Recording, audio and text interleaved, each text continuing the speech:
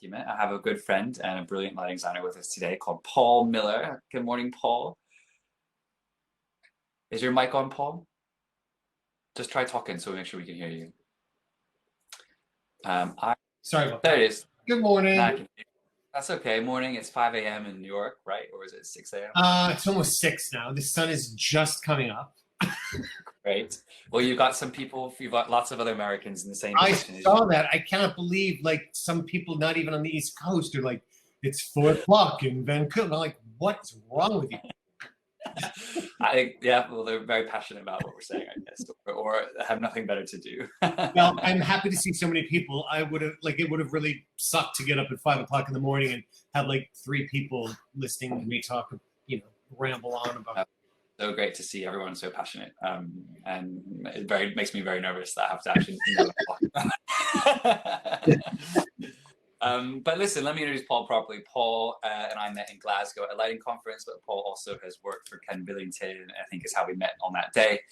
But Paul has worked for any number of lighting designers and loads of British lighting designers as well, which I didn't realize we were chatting last night. And he's going to talk to us today about magic sheets. And Paul's also a lighting designer in his own right. You'll see in his folder that he gave us. Paul has put in lots of fun things for us to look at this morning, including some of his own designs. Paul designs if you've ever watched the ball drop in New York City in Times Square, you'll see there's 3 different stages and the ball has loads of lights. Paul is a lighting designer for that, and we're going to talk about that a little bit later today. It's really fun. And he was very nice and invited me down one year to sit with him and watch it all happen. It's unbelievable. Is it, Paul, the most watched thing on television, right, in the world? It is actually. It has. Well, the thing about the event is it's really like 6 hours spread across 4 different networks. So it's not one show. It's really sort of an accumulation of 4 different networks and their broadcasts. And so it is generally considered that at least some portion of the entire televised event has more eyeballs on it than the Super Bowl or the Olympics opening ceremonies sometimes have more viewers, but it's a hugely, I mean, to be fair, I suppose most of the planet only tunes in for the last minute and a half at midnight in New York, but yeah, it's a pretty highly visible event. Yeah, and you have, like, well, the year I was there, you had J-Lo on stage singing, have massive acts and massive talents and important people. But listen, Paul, everyone's probably curious. How did you get your start in the theater? How did you become a big bad Broadway associate and a big bad Broadway designer? So I'm old, for one thing. I started my life as a piano performance major, and I wanted to be a conductor. And I think if I knew then what I know now about the classical music industry and being a conductor, that maybe things would have turned out differently. I don't know. But I was studying piano. I knew that I wanted to live in New York. So we're talking like the 80s. And I had a short list of schools, music schools that I was going to audition for. Juilliard, New York was at the top of that list. And I went to New York for that audition and had an absolutely terrible time. I, for the first time, experienced really gifted pianists and musicians around me. And I had a little crisis of faith. I went back to Chicago, which is where I grew up, and was like, I don't think I'm going to go into music as a career. It seems like a very isolated, lonely life, and I'm much more into the social aspect of whatever I'm doing. And so kind of on a whim, I ended up at the Goodman, what was then known as the Goodman School of Drama in Chicago. Now it's the theater school at DePaul University. I went there for a few years. Me and the school, wardrobe change. You missed that I spilled tea all over myself. So. Are we really supposed to change costumes between sessions? Yeah, we change costume mid-session, always. Good to know. I'm glad I did that. Didn't mean to upstage you. Is this pre-recorded? So I ended up in School of Drama. After a few years, me and school kind of mutually agreed to end our relationship. And I worked in Chicago for a bit, and then I moved to New York. When I moved to New York, I knew that I did not want to get a job. Well, it hadn't been invented yet, but I wasn't going to get a job at Starbucks or waiting tables. I was going to do whatever I had to do, sort of survive in show business. And as long as I had something to do, I would stay. And when I ran out of opportunities in New York, I would happily go back to Chicago, because Chicago was really good to me. I worked a lot in Chicago. So I didn't really, Tim spoke a tiny bit. I never actually worked for Ken Billington. He was like one of the first people first sort of big time lighting designer that I met when I moved to New York. And we just sort of hung out. We were friends, and I got some opportunities because of him. He introduced me to some people. And suddenly I woke up and 35 years had passed, and I've been in New York sort of doing it. At one point, I had an opportunity to work for Paul Gallo. I'd been invited to be Paul Gallo's associate for a time in his studio. And I was at a little outing with Ken Billington. We were actually driving out Long Island together. And he was talking about how busy he was going to be in the upcoming season, that he had many, many Broadway shows coming up and all of these tours, and he was so busy, and how is he ever going to do all that? And I was like, I'm sitting right here, Ken. And he was like, oh, no, I would never hire you to be my assistant. You should do your own work. And then shortly after that, I had an invitation to work in Paul Gallo's office, and Ken very aggressively counseled me not to do that, which I did it anyway, and I certainly do not regret that decision. But Ken, if you've met him in person, and even if you've just met him online this week, you know what a force that is for good and advancement in our. But that's really, yeah, you build a career in show business like a month at a time. Well, not this year. But like it happens in sort of drips and drabs, and suddenly you wake up and you've been doing it for a really long time. Well, so can you tell us a little bit about your first time as an assistant on a big show? And I think a lot of people listening to this week and soaking up all this information might be a little bit terrified of calling false spots or things like that, and getting like. You should definitely be afraid of that, because that really is terrifying. Yeah. That's good to hear. I guess,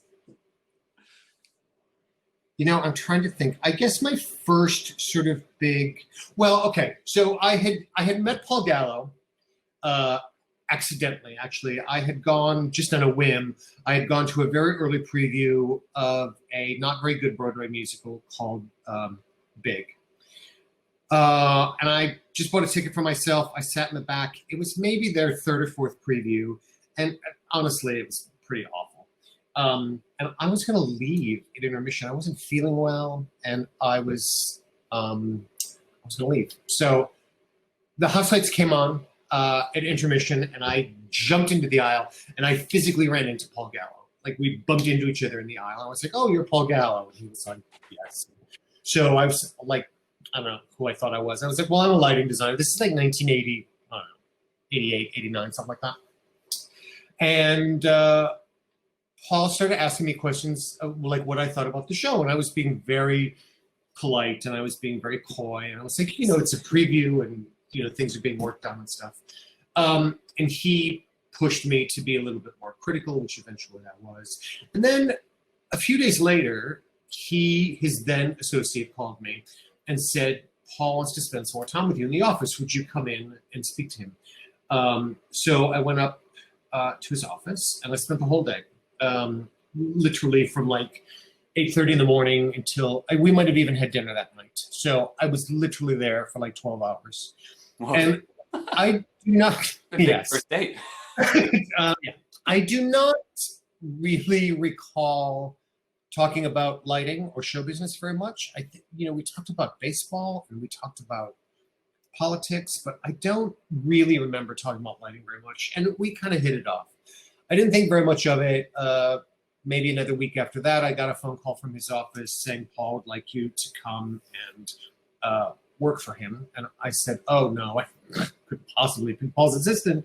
I'm doing all my own work and I have a summer stock project and I couldn't possibly do that. And I relayed, and they were like, okay, fine. So I relayed that to a few friends. And they were like, are you crazy? Like at the time, Paul Gallo was the go-to guy for big, new, giant Broadway musicals. So, right. yeah, pretty much. And I think at one time during my period with Paul, he had 4 shows running on Broadway, 4 brand new musicals running at the same time. So anyway, I was sort of kicking myself. And then as luck would have it, after about a week, he called back and he said, you know, I know you said you have your own work and I respect that, but we should figure this out. So I had sort of a second chance. He had there was a Broadway show, Smokey Joe's Cafe, the Lieber and Stoller, sort of the original jukebox musical, was just about to open on Broadway. It had got into previews. It had started with another lighting designer, and for various reasons, the director brought Paul in to make some changes prior to its Broadway opening. And maybe it had just opened, but they were about to do a national tour, followed by a West End production. And I was suddenly the follow spot assistant for Smokey Joe's Cafe, which was wicked hard. And I went to, I was dispatched to the Virginia Theater to watch the show. And one of the front light guys there was like, run lamp 3 for act 2. And I was like, oh, I think that's a terrible idea. It was a terrible idea. But that's how I learned the show. And then we went to Minneapolis a couple months after that to do the first national tour. So we got to sort of do it from scratch. I was very nearly fired by Paul Gallo. How did that go? Why? Well, we were like, I have a very particular, I'm sort of the oldest, after Vivian Leone, I'm the second oldest living Broadway associate. And so I have a developed personality at work. And I make relationships with people in a certain way. And it is different than what Paul does. Paul is an amazing, amazing, amazing designer. I learned more from Paul Gallo about seeing and telling the story than any years of school could have taught me. But our personalities are very different. And he took a little bit of exception to the way I interacted with electricians and the fall spot operators. And we just, Paul is Sicilian. So his passions are very forward and mine are not. And we had several eruptions. I mean, now, he's a dear. After that, we became dear friends, yeah. And learned a great deal from him. But it was, it was tough for a while. So anyway, we did Smokey Joe's. We did it in London, and then maybe a few months after that, and then I sort of went on my merry way doing my own stuff again until I got this. I was in Florida actually, doing a little regional theater project, and I got this emergency phone call from Paul Gallo. You have to come back to New York tomorrow. And I was like, I'm doing a show and I'm focusing and I'm going to be here for another 2 weeks. And he goes, no, you have to come back. It's all hands on deck. I'm doing Titanic. I've taken over as the lighting designer for this new Broadway musical called Titanic. It's about a boat. And I need everybody back tomorrow. And I was like, so suddenly we were doing this monstrous high concept musical with no out of town tryout. And it literally was, pardon the pun, all hands on deck for that, because Paul, again, had replaced another lighting designer, and it was very last minute. We basically redesigned the entire show, which was massively complicated. In, oh my gosh, like 2 weeks. It loaded in like 2 weeks later. So that was, yeah, those are the Paul Gallo years. I really only, I assisted Paul Gallo for, I was Paul Gallo's associate for a fair amount of time, maybe a dozen big Broadway shows, big new Broadway shows. We did a couple of shows with Peter Kazarowski, his big hit, The Producers. And then I've done a few shows with Ken Posner and had various kinds of relationships with each of those designers, sometimes as a co-designer or as the associate, or sometimes just a co-designer to the point that I sort of did the project myself for a time. So I've been very fortunate. I haven't really worked for that many people, really. Or been the associate to that many people. More than a lot of people have. So. Yeah, okay, fair enough. But I don't have all of them. But no, I remember like Paul Gallo. Jeff Nellis was assisting Paul Gallo on some Broadway show, and I was working with Andy Bridge all at the same time. And Jeff Nellis and I thought it would be fun to get Andy Bridge and Paul Gallo together for a meal, and so we all went out. And I remember Paul Gallo saying to Andy Bridge, I won't use my Paul Gallo voice. He was like, I tell all my guys, they're like whores. They work for everybody. They don't have relationships with certain designers. They'll work with whoever. And I do, I think there's two sort of schools of thought about that. I think there are people that, there's so many more opportunities now than when I moved to New York in 1985 or 1986, when there were only 2 Broadway shows running. Of course, right now there are no Broadway shows running, but you know what I mean. Now it's much more likely that someone attaches themselves to a designer and does all of their projects for a certain amount of time, because in New York especially, it's a really legitimate career path. It's not necessarily a stepping stone to a design career. Being a Broadway associate is like its own thing. It's like decent money, and you can work all the time. So do you want to tell us what it's, because obviously you've done all that, but you've also managed to have your own design career. So how did you juggle both, and how did you had to fight for both, presumably? And yeah, I think there were people that made that transition before me that advocated for drawing a line in the sand, that after this point, I will no longer assist at any level. I will only do my own work, even if that means 2 coffee can lights in the back of a pub in East Village. I get that on some level. I think I was probably too cowardly. When I was a little bit older, actually, than some folks that were in my shoes, and so I was required a little different level of sort of stability in my financial life, I guess. So I wasn't really sort of willing to do that. So I took a very long time to transition, as it were, and I, to this day, I'm hurtling towards 60. I would still be someone's assistant or associate.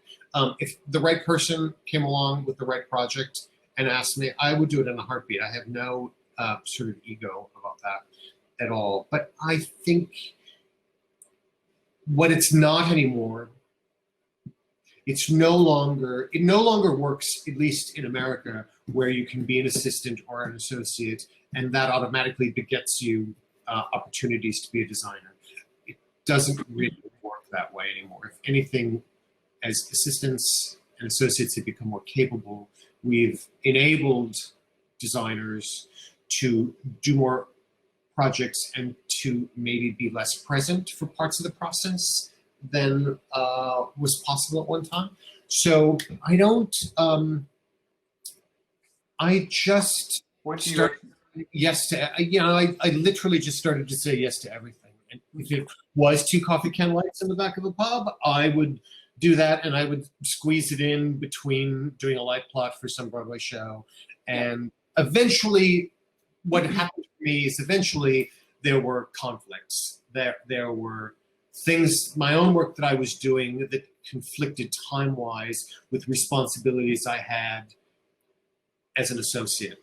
And I did not necessarily handle, when that time came, I'm not sure that I dealt with it in the very best way possible. I will say that some designers that I worked with that may have felt like I had made that final sort of shift in a not very graceful way have ended up being very supportive and now, consider me a peer and a colleague. But I would say I did it the best way possible. My only the cautionary tale in that is to think about the time when you start to have conflicts and how you're going to do it. That's tricky. When you can start making as much money as a designer as you did as an associate, which can take a long time, honestly, it's very tempting to shirk some responsibilities on the other thing. Does that make sense?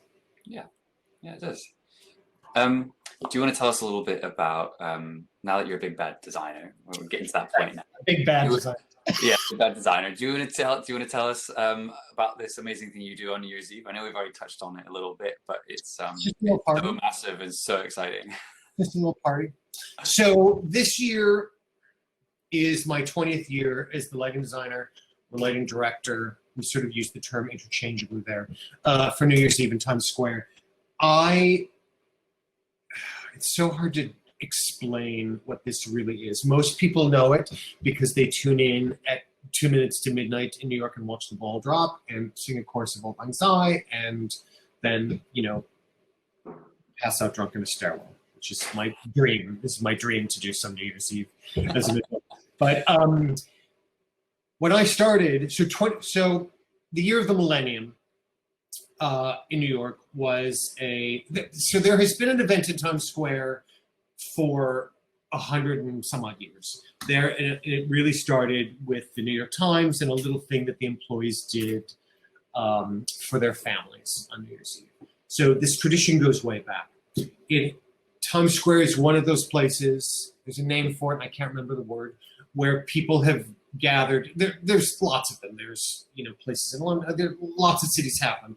They are places in cities where people gather at times of great import, either national tragedy or times of celebration, the end of World War II, landing on the moon, JFK being shot, whatever, where people are drawn to gather together to have a shared experience. And Times Square has always been one of those places in America. And New Year's Eve is the sort of ultimate version of that. So there has always been this event. Oh my God, my watch will not stop listening to me. The technology. The event started very humbly as sort of a private event, although people always sort of gathered. It became a television event in, I think, like the 60s or the 70s. When I came onto the project in 2000, so New Year's Eve, December 31st, 2000 into 2001, it was a very modest sort of event. I was responsible for one stage, very small stage, that was maybe 16 by 20. And I had like 2 mini strips and some park cans on sticks, and I think that might have been about it. Because every network, every broadcast network in the States does some sort of New Year's Eve broadcast, and they do performances outside in Times Square as well as in their studios. So NBC would have a little stage, and ABC had a little stage, and MTV had a stage, and they all had their own sort of infrastructures where they had their own sets of cameras, their own staffs, their own crew, their own broadcast infrastructure. And it became sort of unwieldy. And part of my responsibility, I worked for something called the World Feed, and I would walk around when we were trying to do something and ABC was trying to do something. I'd be like, could you just tip your 10K Fresnel over that way a little bit because it's in our camera 6? And like, it was kind of a weird job. At some point, a few years after that, so this is maybe 10 years ago, the idea was that the broadcast infrastructure and all of production would be a shared resource among all of the broadcast entities. So there are 3 stages. Every outdoor live performance by 4 of the big networks is done on one of those 3 stages. Sometimes there's only 2 stages, sometimes 3. And the truck, we have 30-some cameras.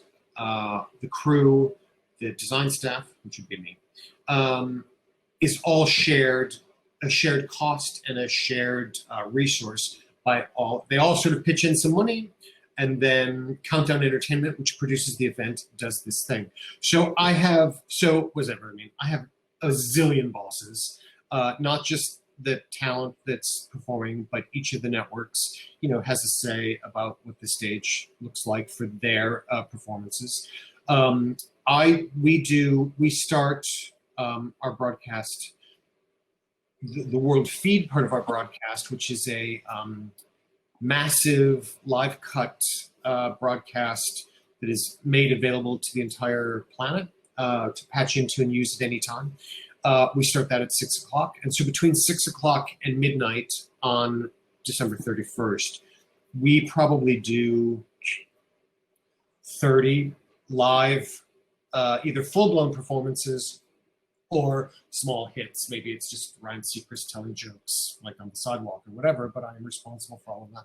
So what happens in the truck is that we're doing at 10:15, we're doing Lady Gaga, say, and she's performing, and she's done at 10:20, and then the front bench of the truck, the director and the assistant directors for NBC get up and they leave the truck, and the ABC guys come in and they sit down, and somewhere there's a big magic switch that they throw in the back of the truck, and suddenly all the pictures end up on Channel 7 instead of Channel 2. I don't understand how any of that works, but it's all, it makes it much more efficient, I think, for everybody, and it's like sort of more cost effective. It's gotten way more complicated. It makes it way, way, way more complicated because I still, my goal is to bring a sort of collaborative, a traditional theatrical collaborative process to these artists. Many of whom are very smart people with very passionate ideas about performing at a very high profile event in a really sucky atmosphere. I mean, it is no lie. Performing live in Times Square on December 31st sucks. Like, how cold is it normally? It could be 10 below. It could be raining. You can't really see the crowd. You're like, it's awful, awful, awful, awful. But everybody wants to do it because it's iconic, really. And we embrace the fact that we are where we are. Every decision we make is made from the perspective of not denying or diminishing the fact that we are in the middle of Times Square at night in the middle of winter.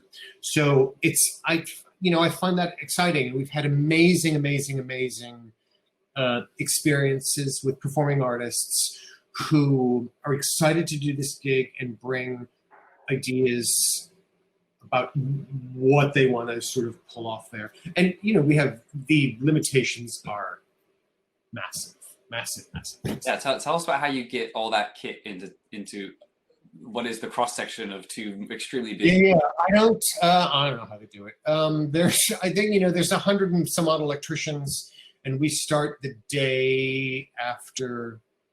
Well, they start running cable, mostly for the sound department and for broadcast, all through Times Square, which is about I would say maybe it's 12 square blocks. It's probably from 39th Street up to 48th Street and 7th Avenue and Broadway, so that bow tie. So it's a pretty big chunk of real estate. They start with, the cable crew starts running fiber and whatnot before Christmas. Then after Christmas, our crews come in, set up the staging, set up the lighting.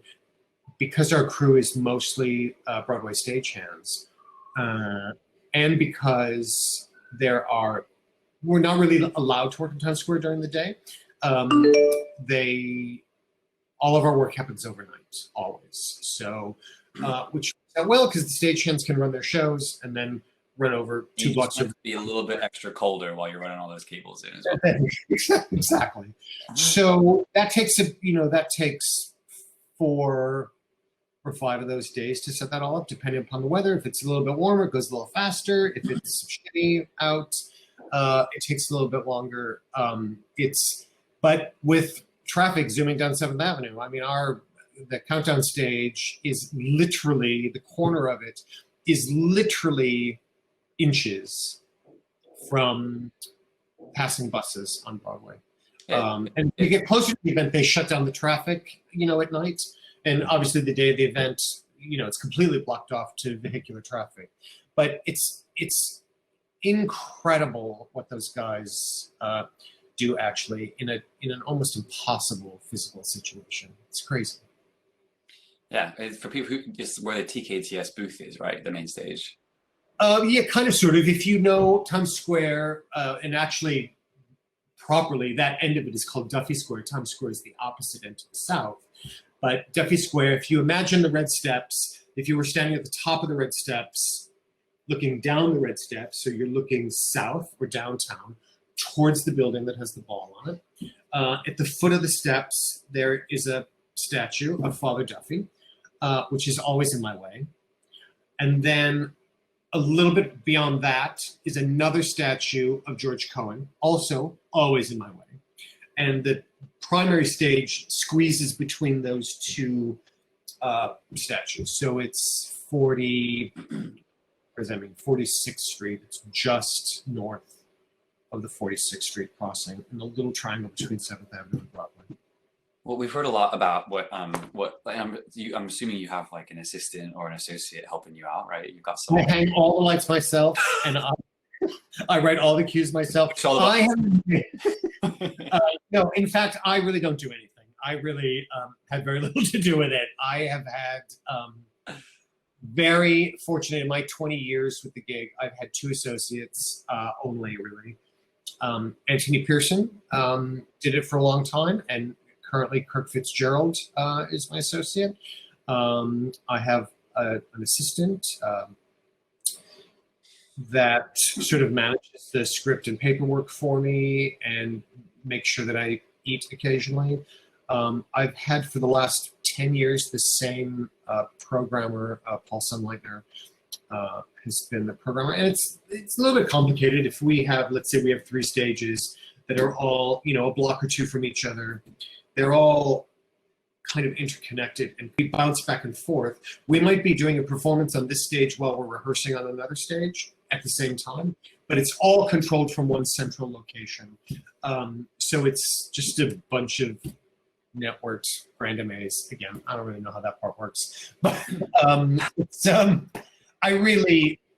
had the same gaffer in 20 years. I've only had 3 different gaffers, and our primary crew, our moving light techs, and our gaffer, Kirk Fitzgerald for sure, my assistant Nick. And well, can you tell us a little, because we've talked a lot this week about what it means to be a Broadway or West End assistant or associate, but what about on a live event like this? Is there anything worth mentioning that's like different roles or responsibilities? Well, I think that role has everything to do with the relationship between the associate and the designer and how they want to make that work, less so than the project. I mean, even like on Broadway shows, with some designers, associates have greater autonomy than they do with other designers. So I think that it depends entirely on the person. I believe in our situation, because I'm not I don't enjoy keeping up on gear and the latest. I don't enjoy going to demos and looking at moving lights in sort of the abstract. I don't enjoy that as much as other people do. So I tend not to keep up on that. Kirk is really good at that, so and enjoys it. So many times during the year, he'll be like, oh, I saw this light. I think they used it on the Grammys. And here it is, and there's a demo of it, and you should check it out. This might be cool. This might look cool on camera for New Year's Eve.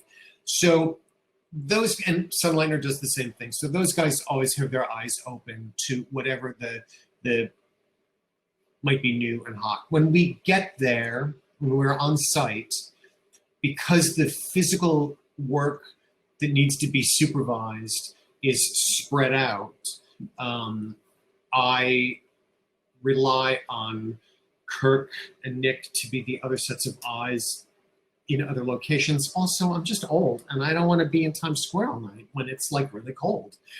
Just standing around, it's exhausting. I'm sure that's Kirk's favorite thing. And Kirk loves that. So loves it. So Kirk focuses, I mean, we don't have that many conventional lights really, but what we have is very, very specific and fussy. And so he documents, and also our rig is constantly in a state of flux. Like, it is not unusual for the NBC director to arrive on the evening of the 30th and be like, oh, we're going to do a thing on this platform. And so all of those lights over there, we need to get rid of all of that. I can't have any of that there. And, oh, we're going to put 5 people singing on choir risers over there. So we'll need light for that. I'm like, oh my God. So we're constantly like installing something and getting it all plugged and dressed, and then tearing it out an hour later and moving it over there, and handing Paul Sunlightner a page with 300 new channels on it. And I'd like to make light cues in 10 minutes, if you don't mind. So the management of all of that,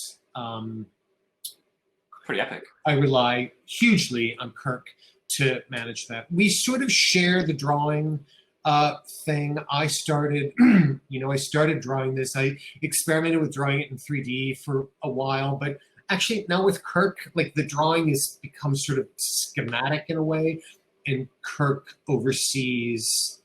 I mean, literally, there's not a moving light that goes up in Times Square that Kirk doesn't watch get hung to be sure it's oriented correctly, and that it's like the way that truss was installed is the way it was last year. And there's so many little fussy details about that. The script changes constantly, like right up until 9 p.m. on the day of the show. So Nick is just doing the paper, and I do call all the follow spots, and I call all the light cues for that event. So when we that's cool. I didn't know that. That's great. It's awesome. Well, you love false spot calling, don't you? Well, I do when it doesn't have to be sorted out. It's the sorting out, actually. So yeah, that's what you. Well, so listen, we're gonna get on to Big Bad, the big scary world of magic sheets in a minute. Like, oh, thanks for coming. Goodbye. And going back to bed. Right. But I thought it'd be fun to just open up for questions. Does anyone got any questions for Paul about where he's come from, or about Times Square, New York? You can type it, but don't be shy. Turn your camera on, ask a question. Anyone can pop into the session. Oh, hey, Leslie. So I'm going to just read a couple of these really quick. Yeah. Only follow spots on one of the stages, actually, and that is, let me see if I can find it really quick for you. And you know what? It's entirely possible. Again, the drawings for New Year's Eve are very, you know what? If you look at Countdown Stage plot, in that drawing, you'll see follow spot platform sort of on the north, towards the north. There's sort of the north handrail there, and just above that, there's 2 follow spots. The other stage actually doesn't have follow spots because there's nowhere to put them. So yeah, they're there. Tom, come on stage 1. I was answering the question. 4F. There are, oh, you're talking about follow spots. Yes. And because I was like, there's likely many typos in this, because we changed this document sometimes pretty drastically twice a day. So a lot of times things get lost in in translation. It's funny, I put magic sheets in here, magic sheets, which I've never really done before for New Year's Eve until last year. And because I don't really talk to Paul Sunlightner when we sort of pre-light some of these performances, I don't talk to him that way. I don't use numbers. Because we've been together on this project for so long, I have so many, Ito, good morning. Hi, Paul. Good morning. I have so many, we have so many funny, cute names for things that we have a shorthand. And so, but I really made this as sort of these magic sheets just for Paul's use to help ring up the rigs, but also for the electricians to sort of see graphically and schematically where things are, because the light plots end up, in the heat of things, it ends up being rather complicated. I mean, not for nothing, it's like 30-some universes. It's like 38 universes and stuff. Nina, what question have you got? Hi, good morning. Also Good from morning. New York. Hello. Yeah. So just a question about, since it seems like a very hectic process designing in Times Square and working in its several block radius with different stages, how do you design, like what is the thought process when you're working with the talent and working with the studio and like knowing that you have to do it in such a short amount of time? Like what is that, just to speak more on the thought process? One of the biggest challenges every year I find is that we don't always know what the talent is going to be until the very last minute. Obviously, those conversations are going on earlier in the year, like during the summer, but a lot of times, because there's so many moving pieces, there are talent is sort of jockeying for different gigs, and if they're smart, they're trying to get an indoor gig somewhere, and our networks are trying to like find the hot talent that year. So it's a really complicated bit of moving pieces to settle on this roster of talent and a very complicated schedule, the way it all fits together for like 7 or 8 hours of live TV with no breaks, all fitting together nicely across 4 or 5 networks. So a lot of times I don't know until literally maybe December, the first week in December, who's even going to perform for sure. And I might not know exactly what they're performing or for sure what it's going to sound like, what their tracks are like, until the 23rd, maybe, like right before Christmas. So over the years, we have our lighting rig has evolved to, it was mostly driven by the need for like, NBC performances need to look a little different than ABC performances. We brand the stage differently in between numbers and whatever. So mostly driven by that. We've developed over the years, I think I'm very proud of a very, very flexible rig that can do a lot of things. Certainly because we have a very strict power diet in Times Square, because we can physically only fit so many generators in the space.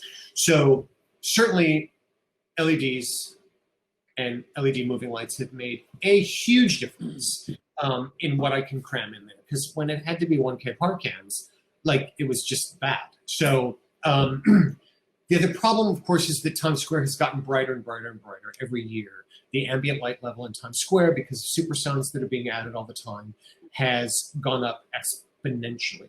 And I'm now sort of at the point physically we cannot put any more lights in the space. I can no longer put lights on top of buildings. I can't break the footprint of our stages. There's a lot of rules. I can't block shots to the glory that is Times Square, or to certain advertising and branding in the square, or certainly to the ball on top of the building. Like none of those shots can be blocked. So that's why when you watch performance, you only see lights behind them up to like the 3-foot level, because we don't want to block anything above that.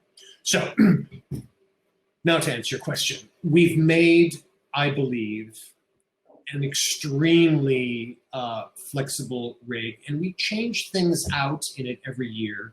We were like one of the first people, we were one of the first gigs to use Sharpies. Little sidebar. I was having dinner with Ken Billington and some folks from Clay Packy one year at Joe Allen's. And Ken was like, Paul, you should, they're just coming out with these new lights called Sharpies. Those would be great for New Year's Eve. And I was like, yeah, I've read a little something about them. And I don't think any of the shops have them. So Ken was like, just talk to them. I just asked them to borrow some. And I was like, could never do that. Well, it turns out I actually do have a fair amount of juice and can do that. So I was like, I'm the lighting director for New Year's Eve in Times Square. We'd like to try out some of your Sharpies. And they were like, absolutely. How many? 20, 30, 40? When should we have them? And they came in cardboard boxes and they just shoveled them off the back of a truck. And so we just kind of the rig is not driven by particular talent or performances. We're really responding to whatever the ambiance of Times Square is at that moment. If we think that there's gear that, people are accustomed to seeing the latest, greatest, most expensive, flashy thing on the Grammys is a really good example. Because the Grammys always look spectacular and they're interesting and it's arty and cool. And so we're used to seeing television events that look like that. We can't turn the lights off. So when I turn the rig off, it's still brighter than noontime in Times Square, even at midnight. So everything is based around tricks to make it look like there's something going on. A few years ago, another example of that is we traditionally had a black floor on both of the stages, but we have a helicopter shot and we have some cameras on tops of buildings at either end of Times Square that can do long shots down. And you put 1 million people in Times Square and our little tiny stage, even with 200 moving lights on it, spinning around and strobing, looked insignificant at best, invisible, more likely, in a crowd full of people. So one of the things we did, we painted the floor. We redid the floors either with video or light gray so that there was a surface that bounced light and texture back. So that's the stuff that really drives what our rig is. I love being able to go to rehearsal and meet some of these people that have, very smart, clear ideas, the artists themselves. And I go with the camera director and I usually take my associate if we're not sure, and collaborate with the director how something is going to be shot. We did BTS last year. It started on the red steps, went to the stage. So it was a super big deal. I've never really experienced sort of the K-pop thing and what the reaction. I've never experienced anything like that in Times Square. But we probably had half a dozen meetings with BTS, their support team, which is massive. Network on our side, production on our side, stage management, to really figure out sort of every shot and how it should look. So it's what drives the decisions is different than it is in the theater. And I think that's why probably Kirk, Paul Sunlightner, they have a different degree or a different flavor of autonomy over their part of the process than we might in the theater, where there's more sort of conventional, sort of typical, not boundaries, but rules about that kind of stuff. Does that make sense? Does that answer your question, Nina? Thank you. That was very informative. Appreciate it. Probably time for one more question, Paul, right? Sure, and then that's it. We're done, right? I go back to that. Hi. Hi, Paul. Good morning. It's kind of in the same vein as Nina's question, but it's because there's so much happening on New Year's and that there's a lot of artists and all these stages that you have to go to, how much flexibility and knowledge do you have of the performances that you guys do previs or do you do that at all? Huge range of that. Obviously, the very high profile, sort of big names. Madonnas and your BTSs and your Lady Gagas and sure, your Mariah Careys, those numbers are pre-lit, rehearsed, camera blocked, carefully thought out. There are other performances that are barely pre-lit, honestly, that we almost sort of busk our way through, that maybe just get a run through the day of, like while other stuff is going on. Like you're going to do a run through of your number on the other stage at 9 o'clock, and then we're going to do it live at 10:20. So, and then there's sort of everything in between. So again, I think that drives a lot of choices about the gear and the rigs and the way we prepare. I'm going to bring this around to magic sheets a little bit at a time, an inch at a time. The way we prepare the paperwork so that we can be super flexible on the fly. I don't, for a vast majority, you would be shocked how little it's rehearsed. You would absolutely be mortified. Like the most terrifying thing is that, we probably fire off, I don't know, 5,000 or 6,000 light cues from 6 to midnight, and it's a lot of performances. And a lot of that's, I haven't seen a lot of that. I haven't seen most of that ever before that moment. And I'm calling follow spots and trying to just plan ahead for the next thing, which is 2 minutes away. So we don't, I also don't know, if we're not talking about Lady Gaga, I don't always know what the director is going to do. And because we're based essentially a three-dimensional space, there's 6 jibs, there's jibs like on every corner, and there's jibs on top of buildings, and there's helicopters, and there's far and away cameras, and there's handhelds everywhere, in addition to the cameras on sticks, the fixed cameras. So I don't really know in the heat of the moment what the director is going to do. Like, he could do something really wacky that I need to be prepared for, because there's not like a proscenium, and there is no guarantee that everything is going to be camera 1 or camera 2 right into it. It might be like suddenly a handheld on the street with the back of the talent in the background.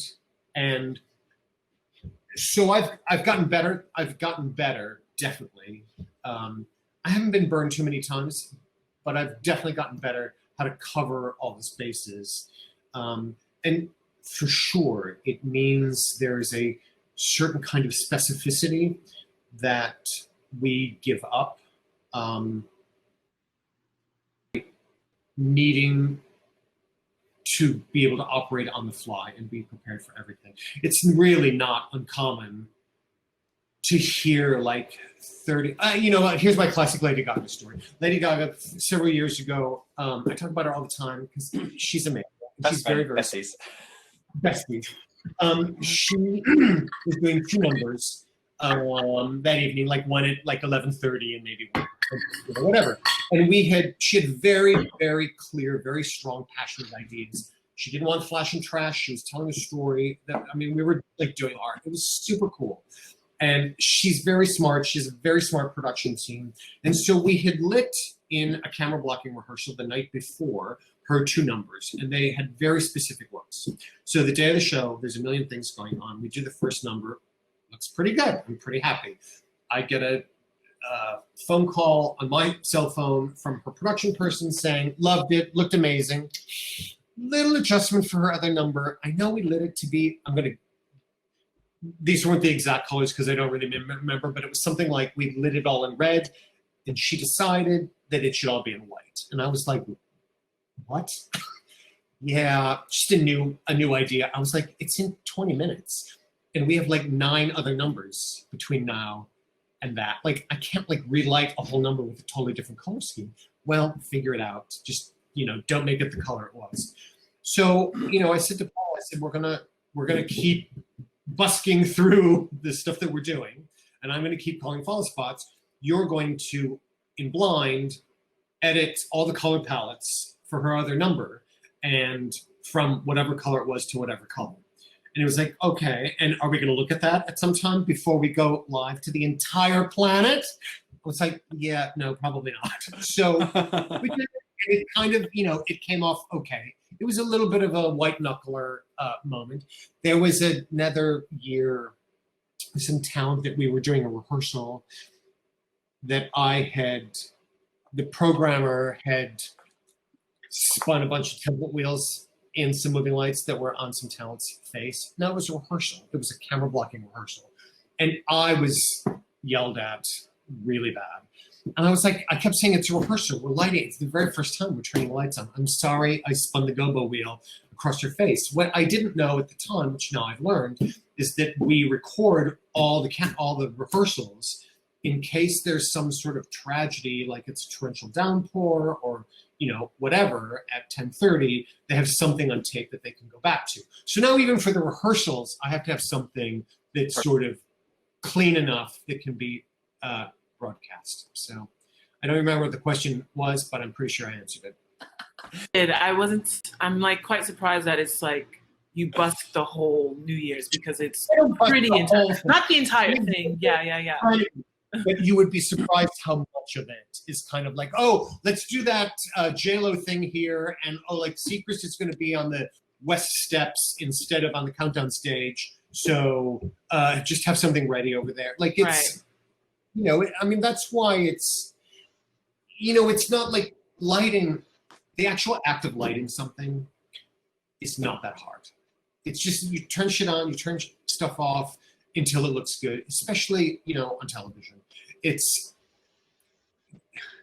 not, even if you don't consider having taste a requirement, just to make someone invisible and look good on camera is not that difficult. What's difficult and stressful about that is the anxiety, which is maintained over 6 or 7 hours without a break, being prepared for whatever's next. And, then you add to it inclement weather when moving lights are dying. And, every time we cut to the other stage, 3 guys run out in harnesses with moving, Mac 2Ks up, not Mac 2Ks, but whatever, on their shoulders and like climbing up the truss to replace a moving light. I've almost never, in 20 years, I've almost never done a performance where we didn't have 100% of the rig working. And sometimes we come in and there's 60 lights that don't work.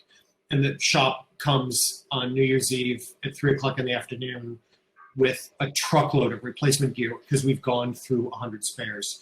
But those guys have never allowed me to put anything out on the air without 100% of the rig. It's quite amazing. That's fantastic. Well, we all know what we're going to be watching this New Year's Eve. Socially oh my God! Not. I hope you do it. I hope you do it. Do we have time for more questions on this, Paul? I don't want to eat into about an hour to do magic sheet talk. That's perfect. But maybe we can come back to questions. Unless your question's quick, Ella. I think so. Yeah. You mentioned earlier that you got called by Paul to go and do the Titanic thing while you were working somewhere else. Yeah. How did you leave your other show to go and do the Titanic if you're middle of? Actually, I saw that in the chat window. I didn't. Paul's very funny. He was like, "Well, you can figure it out. You'll just do both. You'll fly back and forth. Like, we'll just work at night, and you can work during the day in Florida." And I was like, "Well, clearly that's not going to work." That's sort of the way he sort of operates. I did not leave that project. I think so here's the thing. The thing I was doing in Florida was a show that I have long been associated with, that I've done all over the world. I've done it a million times. Okay. It was very easy to sort of accelerate my part of the process, which I did. And what I recall is I did not have an assistant, but I got an assistant to come down from New York to like be there. I definitely left before the first audience, I think, but maybe the day before. And that was sort of the compromise. I said to Paul Gallo, I can't come tomorrow, but I can come in 4 days, which is 3 days earlier than I really should be leaving. And we sort of worked it out. It's funny, when I saw your question, it was actually, the better question is transitioning from being an associate to a designer, because, I was, all right, a little quick story.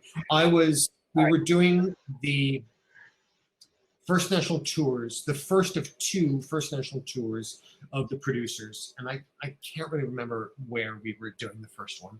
And I was the associate, and we were, we had done it out of town. We'd done it in New York, it was a gigantic, sticky hit. We hadn't done London yet, but anyway, we were all sitting around the lighting table, just having the lighting team. And I was like, really, this is, remember, this was like 20 years ago. So it's a little different now. And I said, this is really the kind of show where somebody from the team should really go to each stop of the tour and, advance it and oversee the focus and at least the front of house, and not just leave it to the stage manager and the electrician.